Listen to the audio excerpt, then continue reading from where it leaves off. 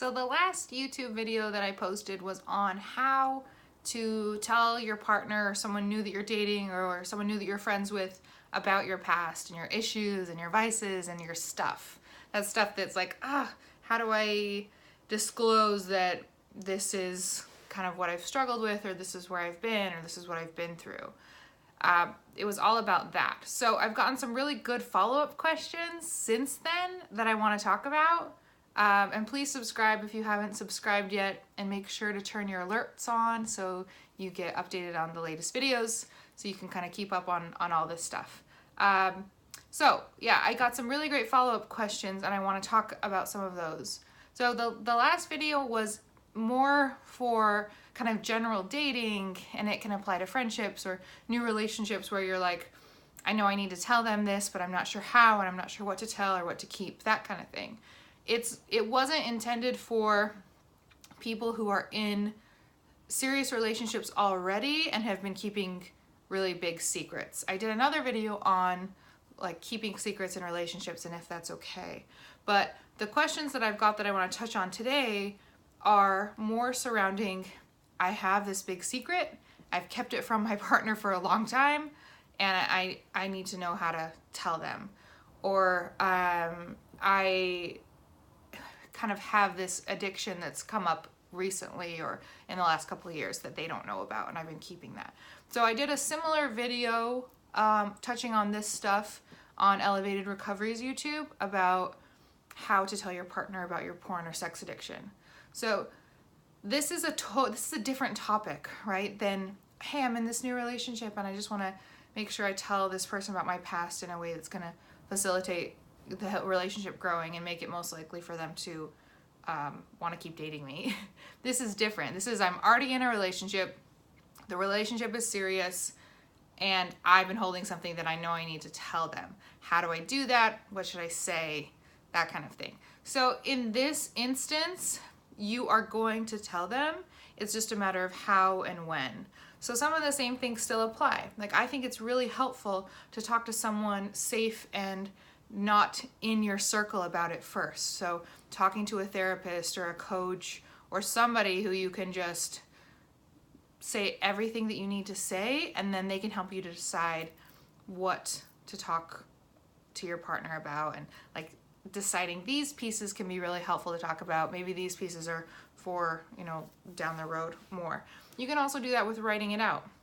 Write it all out and then decide what pieces are really important to talk about and what pieces need to be kind of let out first, and maybe what pieces aren't as important. So getting it all out and processing through it is really good, because if you just go in and you just say everything in a way that's not well thought out, it can go really poorly.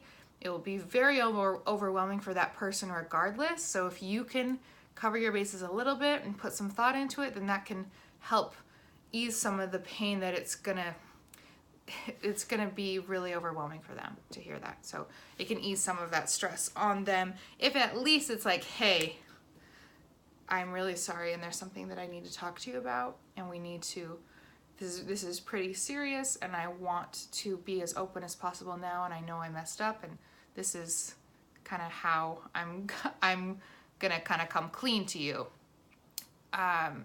and just kind of have a blueprint for that, I guess, of what you want to share and what you really need to share, because there's some deep things in that. So yeah, deciding what you want to share and what you don't want to share. Another huge piece, I think, is controlling the environment as much as you can. So you don't know how they're going to react. You know that they're probably going to be upset.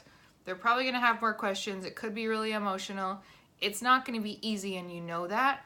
But what can you control? You can control the environment in which you tell them, a calming space, a space where the energy is nice and the vibe is low, not a public space, probably a space where they have room to express themselves, a day that's not really, really stressful, a day that you don't have to run out and do something right away. So you don't want to drop bombs, even though people do this a lot. You don't want to drop bombs when someone's out the door, or run, like they have somewhere to be in 30 minutes, so you drop it because you know they have to leave and that feels easier. Don't do that. So many people do that, but it's not helpful, and it's not healthy, and it's not going to facilitate the most growth for after, because they're going to feel really bombarded and overwhelmed, and it will ruin everything that day and for a while.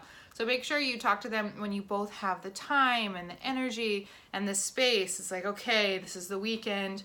We have some time. We're alone. The energy is pretty good. The stress levels are pretty good. Sit down. Here's a cup of tea. Let's talk about this.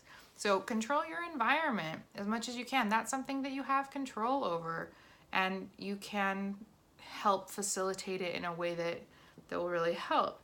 I mean, that's part of what we do in therapy, right? In-person therapy. We try to create really nice spaces for people to feel safe, to feel comfortable, to feel calm, so they can open up more. It's the same kind of thing when you're disclosing a really big secret or something you've been keeping, or an addiction or something. So those are kind of my additions to the last video, and I think things that are really important to think about when you're disclosing a pretty big addiction or secret. So let me know if you have any questions that I can answer continuing on that, and I hope you have a lovely day.